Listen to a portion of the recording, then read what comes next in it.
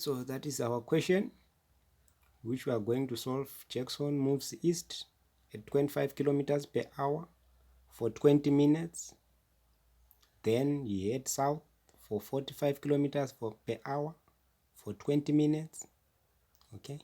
Then we have another guy, Hunter.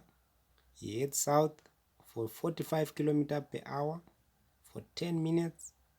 And also heads east for 25 kilometers per hour for 30 minutes. So which driver here is the greatest average velocity?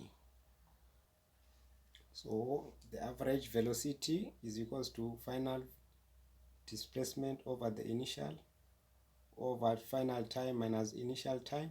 So for Hunter, that was the final position over the initial position, and the time when it was on final position minus the initial time.